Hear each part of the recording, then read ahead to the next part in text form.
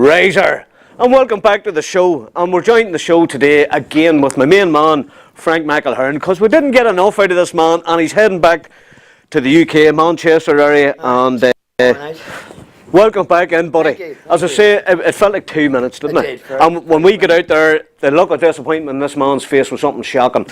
But I've got a lovely message last night from Matthew T. Matzler's mum, Corrine Cohen. Big wave to Corrine. Big wave to Corrine. I think it's getting too warm for this now, isn't it? It's got that time of the day. You ready? Synchronised. Look at that there. Oh, look at that. You're on top of it. That was a good one there. Also, another big shout out, my big friend over in Essex, London, director Phil Howard. Want to wish you the best luck, Phil, for your upcoming film, The Reaper's Shadow, by Joseph V. Sultana. Nice, Joseph. And Scott's in it too. So everything is happening over in the UK. It's all busy. And it's busy enough in Newry today. I've got the sun's out, the solar panel got charged. You know yourself. Indeed. So, how are you, Frank? Great to see you, and great to have a bit of time with this time in the studio, you know. As I say, we were pushed for time yesterday, but relaxed, you know. So anybody you want to give a shout out to first, now that you're here? Maybe your beautiful daughter. Beautiful daughter, yes. Sarah sitting in the corner here. Big wave to Sarah. Lovely girl in the studio here this evening. Kimberly, over in Manchester. Kimberly. Boydie. The two of us are always constantly going to gig after gig. He ends up ringing me. So he's your gig buddy then? Well, he's gig buddy, but what he does is he's a little bit cheeky. What he does is he'll ring up the venue and ask, is Frank McElherron on the list tonight? So yeah, he's a +1. Then I get the phone call and say, Frank, you know you're on the list tonight. You know, so it's one of them. You're giving your trade secrets away here. You know what I mean? All the youngsters are going to go, is that all you have to do? Well, it is all you have to do, but so your gig buddy, that's great. And it's always good to have a gig buddy, really, you know. Yeah. And then you build up a closer friendship, and then, you know, it's somebody you can trust, and you can go to gigs anywhere then, anywhere. Yeah, well, last year alone we done, I think it was about 3 festivals. 4 festivals together that we done. We done Hard Rock Hell. We done Rory Gallagher. He flew over when we were for Rory. Then we done the Blues Festival there not so long ago, and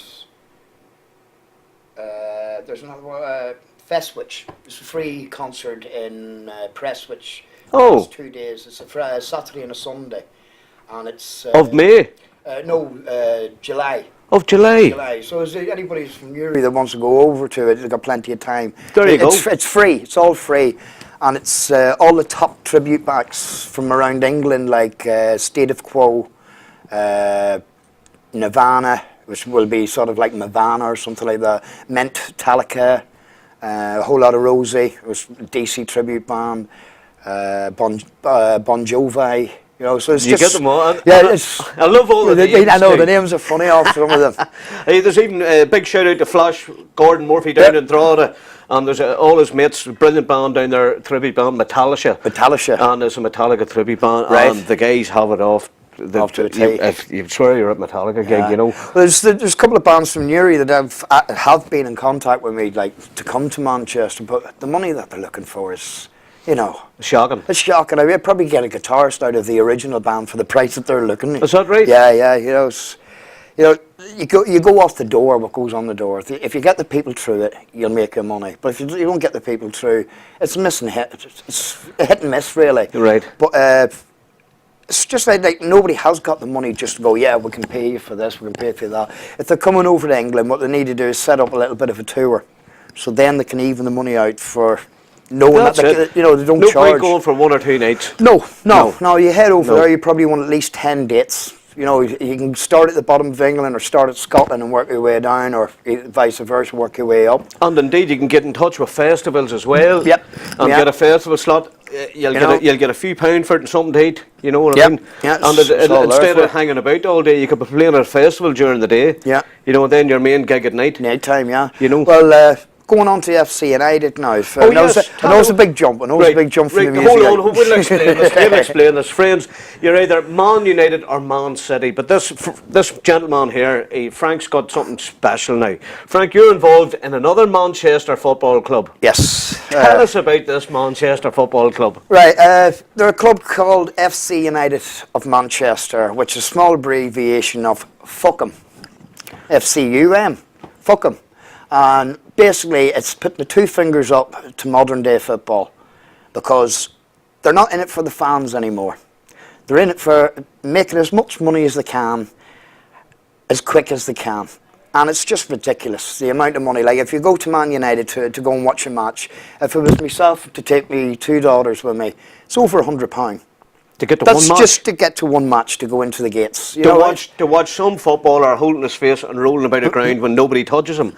There's the problem that I have with football, because I'm into my Gaelic games, and that doesn't happen in Gaelic games. No. So I'm highly offended by it. You know, This is why I don't watch soccer. Yeah. Sorry about that, soccer pundits out there. Well, you know, it's at the end of the day, a game. It's not called soccer. It's football. It's football. You know, football. They try to Americanise it so much, and you know, oh, we got a new stadium. No, it's not a stadium. It's a ground. You know, everything is trying to be Americanised in the football side in England. Do you think because it's getting Americanised that's the problem? The money end of it. Well, it is the money end. It's not because it's America. It's just because you've got the Abu Dhabi coming in, who bought Man City, you know, Emirates, and the money that's pumped in behind them, and it's just money being pumped.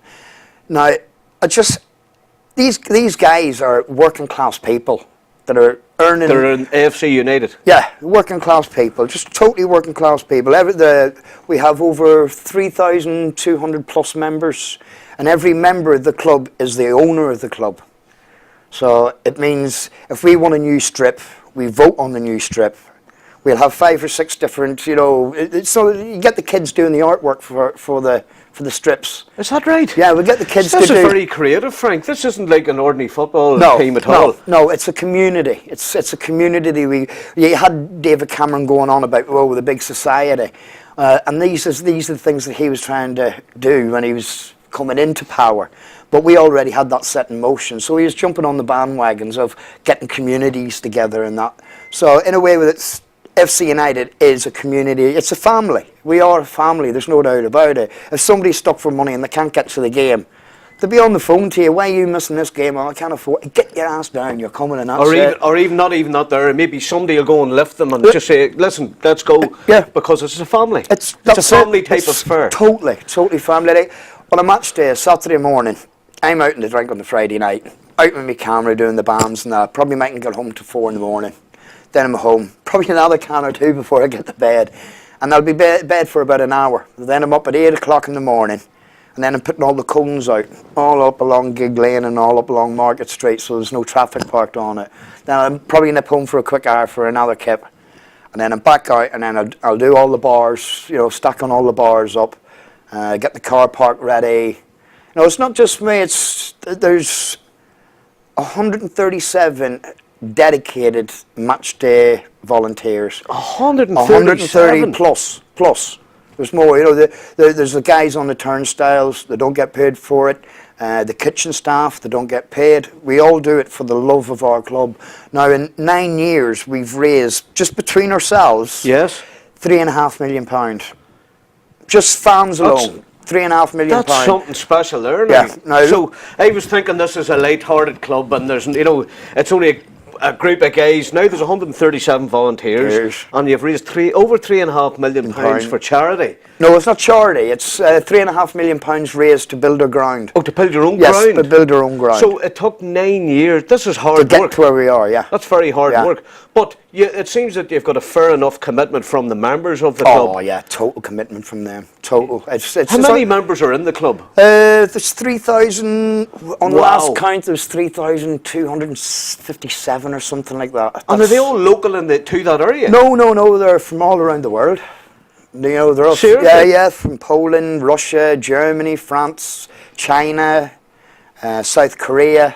I might have to have a banter night with you some night with FC United. Come to their ground. And we've actually got our own TV station as well.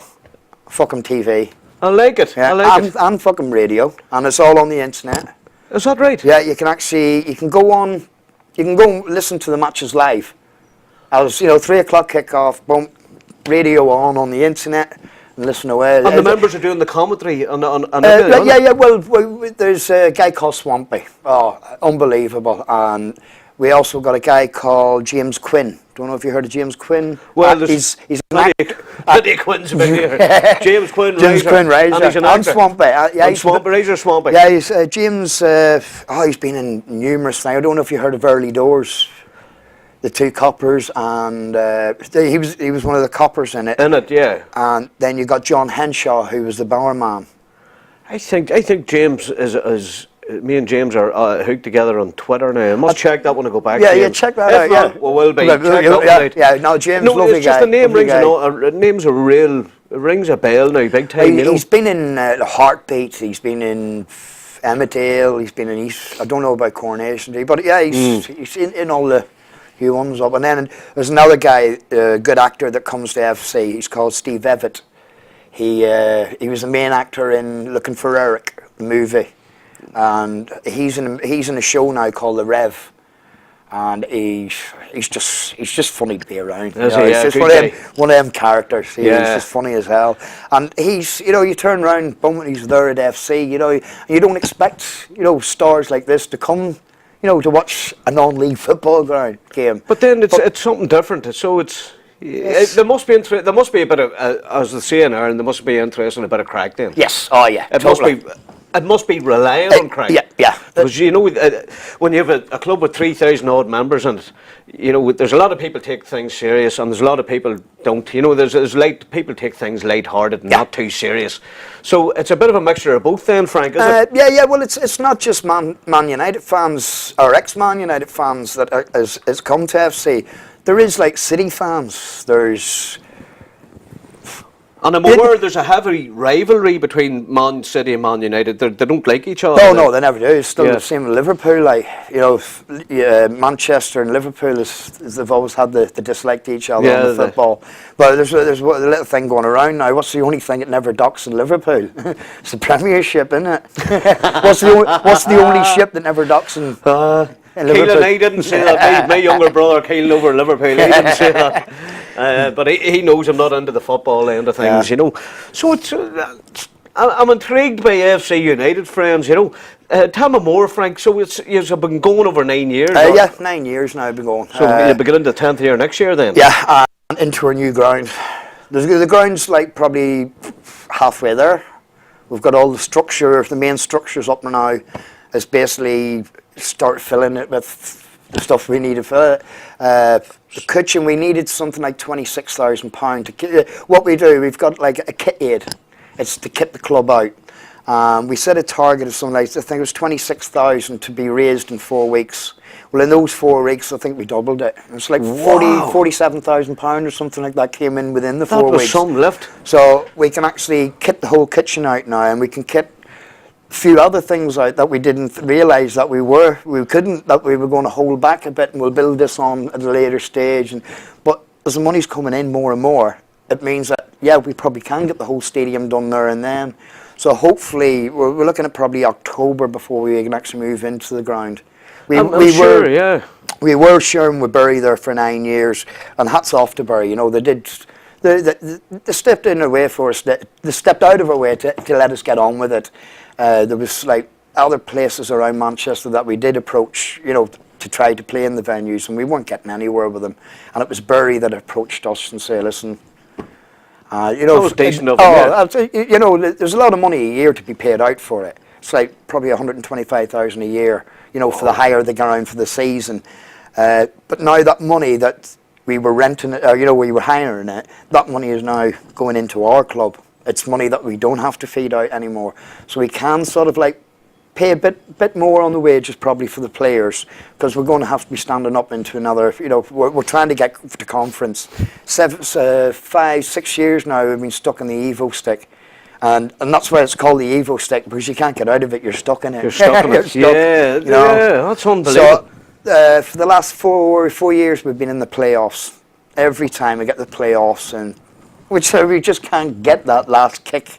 know, just can't get that It's last. on the way, Frank. It's on It the is, way. yeah. I think the 10th year is going to be the big year for AFC United. Yeah, going into a new ground. There I'm you probably go. getting promoted in that new ground, going up into conference. And is the ground in Bury? No, it's in a place called Moston. It's just north of Manchester. It's a great area, but it is very, how can I say it? I don't want to Offend people. yeah, exactly. Yeah. It's Moston. Sorry for saying it, but to me, when it was round there at the start of it, it looked a run-down place. Right. It's you know, when they were putting people out of London for the Olympics and all that. Yes. Well, they were sending them, they're pushing them up. You know, the people that were around. Push them up north. Push them up north. And that's correct. That's what we've had. We've got the influx of all the people that's the foreign people and that, and not racist or anything, but the foreign people coming up to the north. And the place was run down at the time, but now FC's actually stepped in, building the ground. You can actually see this right in front of your eyes that it's building, and around the area are starting to clean up, starting to look after your shops are getting all fronts done. There's new chippies open, there's new food bars open, because they know there's going to be, like, the stadium holds 5,000. So if we can fill that stadium every game, what are we bringing into that town? Indeed. You know, we're bringing more in, we're bringing employment in. Bit of investment. A total People are investment, spending, aren't they? Well, overall, it's a £5.5 million investment in total, because we did get some money from the likes of Sports Direct, you know, the FA, National Lottery, little grants, and so we put in for as many grants as we could, and luckily we were given them. Yeah. And once the big grant came in, that was right. Let's go. And it was Sunday, I think it was Sunday the 9th of November. Don't get me right on that, but that was the day the shovel went down into the ground on a Sunday. Cut the first sod. Yeah, cut the first sod. And Who cut the first sod? It was, well, what it was, a young girl, I can't remember her name because there's that many people at FC. Involved, it's just hard to remember people's names. Faces, oh yeah, boom, I can put the name to it then. But what we done was, we sold like a bit of Willy Wonka and the Chocolate Factory, the golden ticket. So what we done, we sold out a load of tickets for £5 a piece. And lucky enough, it was a young girl from Birmingham who won the dig. So that's lovely. She travelled up from Birmingham that day with her family, and in the shovel went in. The Lord Mayor from Manchester was there, and a few other TV people. A few dignitaries and celebrities and that. But yes, it's just to see, you know, I started to lose a bit of heart with FC because, we're going to build this ground, we're going to build it. Next season, we're going to build it. And then the next, we were supposed to be building a place called Newton Heath, the heart. That's where Manchester United started, the Newton Heath boys. And that's where Man United came out. And what we were trying to do was to get the ground back there. So they gave us 10 acres land. So we thought, brilliant. We're back into where we need to be, you know, the heart of where Man United started. And then all of a sudden, Manchester City wanted the whole area right round. So it was like £1 billion investment that they're doing in this part of the city. They're putting in new football pitches, they're new training facilities. It's going to be the biggest training facility in Europe, if not for football. Yeah, for football, if not the world. Wow, it's going to be going to be something else. Something else. So Man City, I think what happened, don't quote me on this, but I think what happened was we were going to go ahead with Newton Heath, and I think Man City went to the City Council and said, listen, you let that go ahead, we're pulling this away because we don't want that little blimp of red in our blue. that was basically it. That's it. So they threw us out of that. So we were like, here we go again, we have to find somewhere. But because the council wouldn't give us it, it was up to them to find us land. Oh, they had to. They had to find, because we had ours. We had it. We put £250,000 investment into that. You know, advertising it, about the build, about how we're going to do it, and doing consultations with people around the area. And then all of a sudden, carpet's pulled from under your feet, and it's like, just lost all that money. But then what happened was, Moston came along, Ronald Johnson playing field, and it's cracking. There's about 8 acres there, 6 to 8 acres, and it's plenty of what we wanted it. And it was all cornered off right round, and it was for Moston Juniors Football Club. and that's who used the pitch. And there was a bit of some dirty tactics going on, and there were started when they found out that FC United would come to Moston, and they found out where the ground's going to be. They started to attack the ground. They started to attack the ground. You know, bleaching the pitch, filling the goalposts. You know where you put your goalposts, filling them up with concrete. Now the thing is, they weren't affecting FC United there. They were affecting their own kids of their own area, because Moston Juniors are now a part of FC United.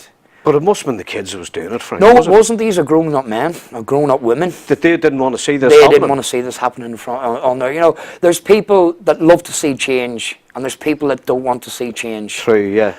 But if you do a good change, good things come. So why do a bad change? Because only bad things come. That's true. true. So you know, so we're putting this stadium. Not just for FC United, it's a community stadium, and it's for the people of Moston, and it's for the everybody, it's for the people, all races, all nationalities, whatever, all religions, all religions. That's anybody. what you want, yeah. You know, we have a day called Youth United Day, and it's where all kids go free, come along with their adults. And I think we probably pull about 5,000-6,000 people there. All these school kids, you know, all the different football clubs around Manchester, we just bring them all in on the end of the end of the season, so they can display their trophies, and it's an involvement of kids, because the future is the kids. That's it. You know, the future is the kids, and that's it. Oh yeah. So there's. She's doing hand signals. She's doing hand signals. You work away. You go on ahead. Not a bother. Not a bother. She's after one of them little cigarette things. She's grand. She's grand. But she's daddy's girl. She's daddy's girl. So you're talking about a 5,000 capacity. Yeah. So then it's a big enough, the full size pitch. Yeah. Frank. It's the first floating pitch in Britain as well. Apparently, I don't know what way the pitch is, but there's something about it that we won't get water. It's raised. It's on a water plane or something like that. It's raised and drained, yeah. Yeah, it's on a raft type of setup. Yeah. Right. So, but what I was going to say was, now you're in the music business too. Yeah. Whether you like it or not, you're in it. Okay. Love it. And that's why you get in here, because you're in the music business. But having said all that, you should be thinking of gigs, starting gigs there, because if the capacity 5,000 and then the pitch, you might squeeze in an hour two, maybe, you know. Well, so think about it. That's the funny thing. What we've been doing, we've got a thing called Course You Can Malcolm, CYCM, Malcolm Glazier taking over. And it's a music club. We put live bands on. Brilliant. For 22 minutes, which is a minute for every player of each. You know, 11 players, yes. One team, 11 players in the other. So they've got 22 minutes just before it kicks off. Is that right? Yeah. So it's a playoff? Yeah. No, it's not. It's not a playoff. No. It's a band. They come and play 22 minutes of their songs. So they're playing them probably in front of 100 people. It's free. The bands do it free, but it's publicity for them to be noticed. And we've had some good acts come through there. I must give a shout out to the Bible Code Sundays in London. They're all friends of mine. They're a terrific bunch of guys. If you're up around Manchester, sometimes we'll get you in FC United. Definitely. And blow them away, guys, basically. Right? Yeah. So it's a great concept. That's insane. It's not just football, it's music as well. And then creativity, because the children were designing T-shirt, or designing the shirts. Maybe the logo, logos, banners. You know, it's just one hell of an environment. So if Man United is red and Man City is blue, what colour is AFC then? We're still red, mate. Still red. You know, I've still got the love for Man United. Right. You know, I'll watch them on telly. I'll go to the pub and watch them. But that foot will never go through that turnstile at Old Trafford. Not one penny out of my pocket will go into Old Trafford. There you go. Not one penny. And even if it's taken over by somebody else, still won't go in there unless it goes back to the fans. That's when I'll start going back. But that's it. You know, it's on my arm now, and that's me love. It's stamped on him. It's stamped on him. He actually got the AFC stamp on his arm, friends. But it's a nice concept. It's something completely different. There's music it seems to be more family orientated. It is. It's a total family. It is. You see them all turning up with their kids, and the kids will probably go off into their play area and design and stuff, and then There's just everything there for everybody. Were you involved with FC United from the start? Right, funny enough, story behind it, how it all happened was, I live on Gig Lane, which is... That's amazing. Gig The Lane. roadie lives on Gig Lane. Papa Monis' roadie lives on Gig Lane, friends. Unbelievable. Gig Lane in Bury, and that's the home of Bury Football Club as well. It's on Gig Lane, and it was taught when Man United, when the Glazers came in, there was a group of 8 guys, and they all went to the restaurant, and they all decided that was it. They're not going back. So what could they do? There's one of the lads turned around and says, "Well, what about the money that we've got back on our shares and that? What about clubbing it together and seeing if we can get a football club together?" Well, that 120, I think it's 100 or 120,000 pound, put into a pot. That 120,000 pound has never been touched. Never. Still there to this day. It's never been touched. We put the notice out to tell everybody, like, this is it, we're doing it, and telling everybody, here we go. Roadie he knew where to plug the mic in, friends. You see that? Where were we? No, we were right. You started in Gig Lane on a Right, yeah, Gig Lane. So I'm at the bottom of Gig Lane, and as I said, these guys went for the restaurant, had a meal, came up with the idea of putting this club together. Clubs come together. My ex-girlfriend at the time turns to me, had the windows of the living room wide open, and I could hear all this roaring and screaming and shouting. And going, I've been living on Gig Lane for 10 years, and I've never heard, a squeak. A squeak. Well, I could hear the odd little room from the Bury fans. But this day it was like, what the hell is that? And this is when my girlfriend turned around and said, "That's that football club you were on about." I said, "No, we were talking about getting it done." She said, "No, Frank, it's happening. They're using Bury as a football ground." And I'm like, no way. So it was sort of like 30 quid in the pocket. The weekend, I thought, be about 30 quid to go in there. She says, "Well, come on, let's take a walk up and we'll see." She says, "I'll take a tenner for us tonight to get a carry out for a bit of munchies. And you take £20 there. Shouldn't be any more of that to get in." So I thought, okay, I'll chance my arm. So over to the turnstile. It was half time, so I pulled me £20 note out. As much as it in, mate. He says, "It's £7." I went, "You what?" He says, "£7." He says, hands me £20 note anyway. He says, "Well, it's half time, merely, so give us a fiver." So I hands him the 20, and he's like, "Is that the smallest you've got?" And I went, "Yeah." He says, "Is this your first game?" And he went, "Yeah." "In you go enjoy it." And from that day, 9 years ago, I'm hooked. I've never missed a home game. Never missed a home game. But I've missed quite a few away in the last last 2 seasons. I've missed quite a few away games because, as I said, I got right back into my photography and my music again. Yeah, so and you've been all I've over got the place. I've got 2 loves in my life now: is FC United and music. Yeah. And so anyway, into the ground, and I just totally hooked from that day. Just goosepimples all over me. It's just that. Just that atmosphere, the feel of being... It felt like being back in the 80s. Anything that gives you goosepimples, apart from the cold weather, is good. You know what I mean? It's hit a vibe with you, so, it's hit a chord with you. It was absolutely amazing. Amazing. So that's a good outlook you have. And it seems like a decent enough club. They kind of let you in at half price and, or half time. And Well, if for an adult, it's £8 for an adult and £2 for a child. That's it. So it's 2 for a child, tenner. If yourself and your son, or yourself and your daughter, or yourself and 2 daughters, it doesn't go over. You can't. And it's not. It just doesn't start at match time. So it's already started. There's a bit of music going on from. It must 12 o'clock. A 12 good o'clock part of the day then, does it? Yeah, it takes it right up. For a tenner. For a tenner. Plus we got Holtze's beers on. Holtze's, we use their beers. Plus we have the cider makers. Our own FC United cider makers. I bet you had the fun. Oh, it is fun. It's great. It's great. We actually spent 2 days out with a guy called Banter. I missed the first day with him because he went out with his pickup, the open back pickup, and he was reversing up to these trees, banging them, all the apples onto the back. Off you go. Oh, yeah, he's got it sorted, hasn't he? Oh, he had it well sorted out. Instead of us down there picking them, he tips the tree he and tips they'll the tree fall into the fall pickup into truck. So I like a style. So we were going around collecting apples all over Manchester, out trees that we could find out, crab apples, everything, and then take them back, pulp them all up, and then get the juices out of Let them. them fermenting. Fermenting. Now we've got our own FC cider. Joking me? No, FC It's United. branded and all? Yeah, branded and all. FC United's own red beer, Red Rebel beer, Red Rebel cider. And that must be so. Is that Two Hats cider.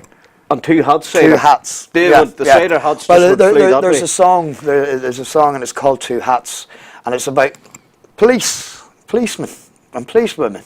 There was one day, it was one of our guys. He's just around him. He just comes out with these songs, just random quotes, and he's fabulous. And it's just, you're talking probably about 2,500, 3,000 people just in this part of the ground.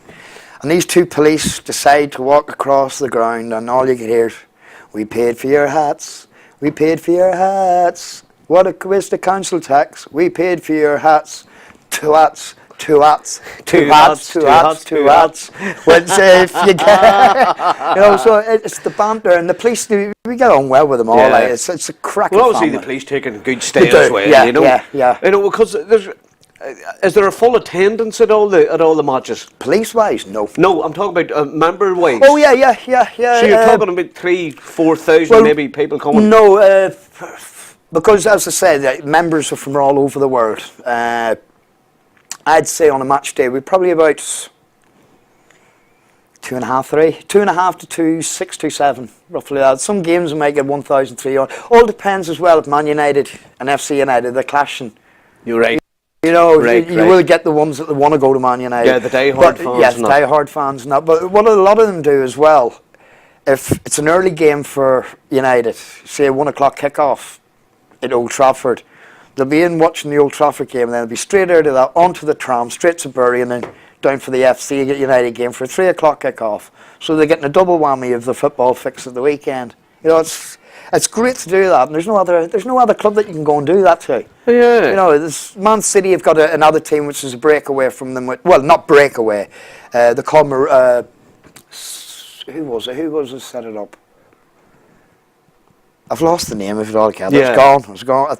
I was going to say Marine, but it's not. They're down Scousland. But they were set up for the Blues, but there's no connection that we've got. We've no connection with Man United. It's At just all? the fans. No. Even Fergie at the time, he even called us the mob. You know, The mob? The mob. That's that mob up the road. And Oh, all. Fergie You know, didn't like you, said? No, he didn't. I don't think he still does. But who gives a damn? Well, You know? who does he like? Yeah, exactly. Who does Fergie like? You know what I mean? I think the greatest game that we've ever had was against Rochdale in the FA Cup. We actually got to the first round of the FA Cup, you know, was that, and for a non-league team that was only going 5 years at the time to get to the first round and beat Rochdale. We went 2-0 up. I'm thinking, geez, what are we Here we doing go, here? yeah. You know, this is a League Two team, and we're, you know, non-league, evil stick. We go in, we're winning 2-0. I went, wow, we can't believe this. And the next minute, they pull one back, so it's 2-1. The next minute, bang, they pull another one back, 2-2. I say, oh, never mind, it's been a great day to actually get to round one. And then the 93rd minute, Mike Norton is running towards the keeper. Keeper only had one hand on it, well, he needs a two. And it slipped out of his hand, didn't it? And Norton's just round and pops it in, and, you know, that was it. 3-2 to FC United against Rochdale. Place just went ballistic. Flares going off, smoke bombs. It was just things that shouldn't happen happened that day. Yeah. It was just an invasion on the pitch, and then to get to round two of the FA Cup, and I thought, who are we going to pull on this round? Who do we get? Brighton Hove. You know, Gus Poet. Yeah, are they from Brighton or from Brighton, yeah, aren't they? yeah. Gus Brighton Poet Hove, was yeah. manager at the time. Goes down there. We drew with him, 1-1. Well, we were getting beat 1-0. One of our players pulled their player down, and supposedly they scored the goals. Boom, that was out there. We're out of it. And the next minute, no, sorry, we were 1-0 up. Sorry, we were 1-0 up against Brighton. That's what it was. We were holding them, and then one of our players gave it away, and they got a penalty. And Sully, one of the assistant managers at the time, along with Margie Margie's the manager, Sully's assistant manager, and he said to Sam Ashton at the time, listen, if you get a penalty, go to your right. So he's thinking about it, right, anyway, goes to the right, saves that penalty, you know, so it was still 1-all. It was 1-all, that's what it was, 1-all at the time. And he saved that penalty right at the last minute. Whistle goes, return to Bury. You know, a replay back at Bury. Oh, what a replay. We were whipped 4-0, like, you know. They whacked us 4-0 at home. Yeah. But to get to the second round of the FA Cup, a team that's only going to be 5 years at the time. 5 years. But now you're going 9 years. 9 years, now yeah. You're going 9 years. And you never know, if the first time was 5. Yeah. The big 10 could be on the way. The big 10, you know what I mean? AFC United, I'm going to give you the good luck, the good Irish luck blink towards you. So there you go. Nope. So hopefully you'll get the 10-year, the big, get in there, get it and do it. Get into the FA Cup and take it off whoever has it. Well, if we can't get the FA Cup, FA Trophy is the next thing, isn't it? Because you have Wembley, it's just to get to Wembley. You know, it's Wembley's, Ireland's Croke Park. That's right, yeah. You know, I had the privilege. It's England's Croke Park. England's Croke Park. Well, I had the privilege to play at Croke Park when I was a kid. In the Hurley, yeah. Were you I lived in Dublin for a bit there, and I played for CBS Ablana. Under 18s, and I actually got to play on that pitch. You know, wow! You know, you've made it. Yeah, I ended up with that out of it. Yeah, well, that's I've one down the back of the head. I got a clout, you know what I mean, and that was a steel strap. That, you know. And I was just saying about these footballers on the ground when they get a little tip in their ankle, where it sticks across the top of the head. You know, I was coming off at black hair at the time, and it was like an icicle hanging from a red one. But that's hence, you know. Hence the shaves. You know, we're more aerodynamic these days, Frank, aren't we? You know, we use less energy, don't we? Yeah. And the thing is, everybody going on about, you don't need shampoo. It's the bloody Bic razors. Well, not the Bic, the Mac 3, because it's one of them every morning. Oh, I'm on the Fusion. I'm on the bad boy one now. Yeah, you know, the 5 blades. No, I can't do that there because it flies out of my fingers. My fingers are banjacks, you know. I would have to get that there and kind of tie it round, you know, and then I'm ground, you know what I'm saying? So the bands come in very handy. Oh, they do? But that's a good bit of crack there now, I have to say. And, you know, there's not many football teams or football clubs do this. No. So they've music at the very start. Yeah. They've the children designing their own shirts, their own logos for the team. Yeah. No sponsorships on the shirt. That will never happen. No, why never. Is that? Well, who wants to give a corporate notification? Well, you're trying to keep it small and local, then, are you? Well, you don't want the big logos. Oh, we'll have the big logos. We'll have them around the pitch, but nothing on our shirts. Right. You know, if you look at Barcelona, their sponsorship on their shirt is Unison. It's a charity that they display. But if you look at these other football teams, it's like Wonga and AIG, and you know, it's all corporate, it's all finance, all money. And you don't want that. No, we don't want anything on our shirts. We just want the badge. Yeah. Close to the heart. Do you think that it'll go too commercial then if they get the badge? Yeah. And then it'll take the local club out of it then, because then you know yourself, once they're in. Somebody steps in. Oh, big money, we can give you this. We don't want it. And then we want the club for money us. buys friends. You know what I mean? You can, you know, some of these corporate ones come in and then you'll see. I don't think it'll the happen. club will fall apart. You're not up for it, are you? No. We won't fall apart. Even if the fans take Man United back, FC United will still be there. You know, we'll not walk away from something that we built. Why walk away from something that's building and still building? And it's still going. And still going. The thing is, what are we going to do in 3 years' time when we've got probably 2,000 or 3,000 people outside that want to get in and can't get in?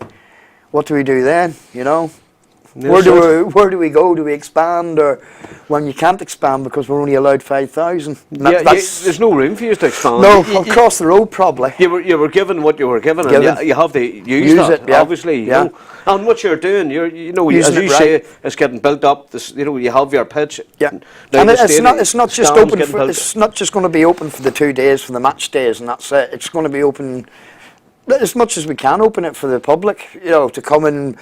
We're actually hoping to put little schools in it as well, you know, after school homework rooms and stuff like that. We're putting in two pitches at the bottom for Mostern Juniors Football Club, and then we're putting a full-size 3G pitch in as well.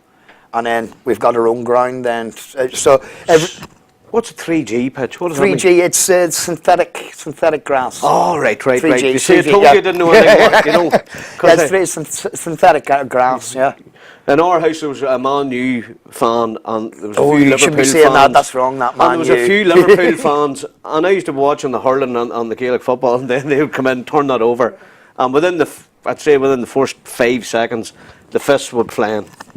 You know, the fists would be flying. And I would always leave, and then when I left, the Man U and the Liverpool fans would be fighting in the house. Ridiculous. So that's what kind of put me off the football.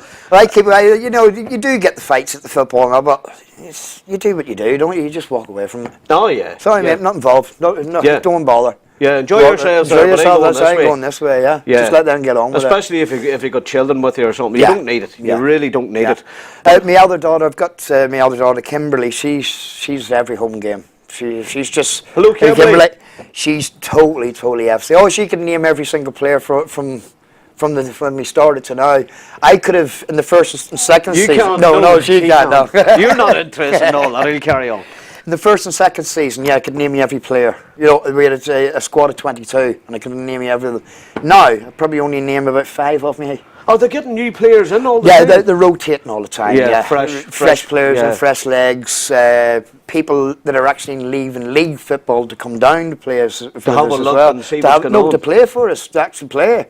You know, we've got Ryan Giggs' brother plays for us. Wow. Rudry Giggs, he plays for us. We had Mosey, what's his name? Remy Moses. His son played for us for a while. We had a cracking player in there from Northern Ireland, Rory Patterson. He plays for Derry now. Now, when he was playing for FC United, it was like watching George Best. Is that right? Oh, Christ. It was a young George Best all over. Standing on the ball, you know, all this hair, showboating.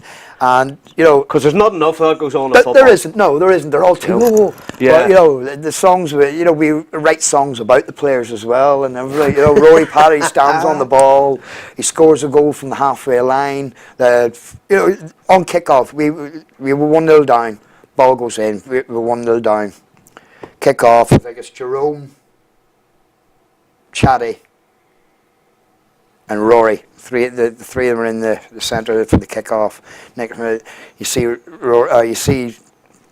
Jerome just tapping it, and Rory just looks up, straight in, but from the halfway line, bang. From the halfway line, Razor Rory.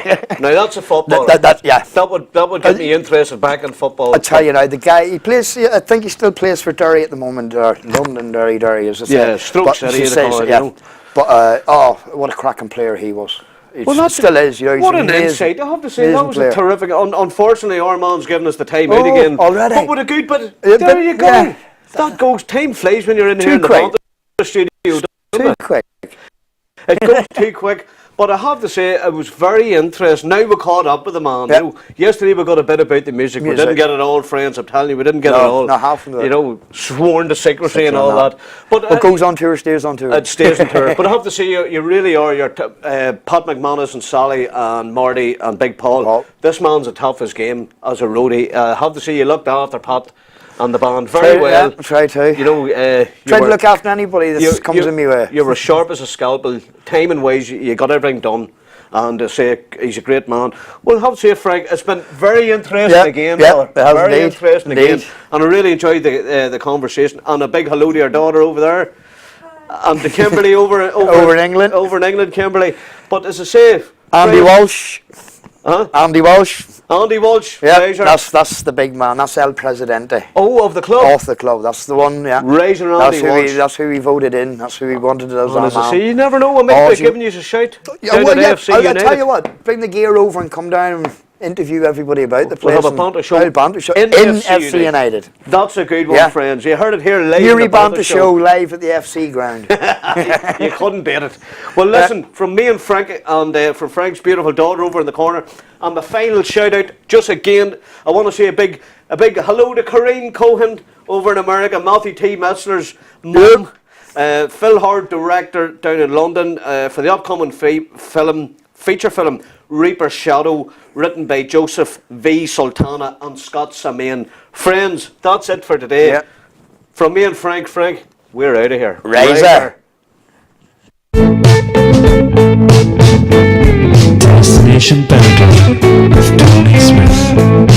Bye,